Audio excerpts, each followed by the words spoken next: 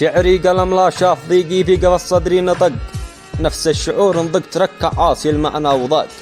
نزف مدادي لين عاش الحزن في ثغر الورق، سطورها بالضيق تنحب مثل أضلاع الدقاق.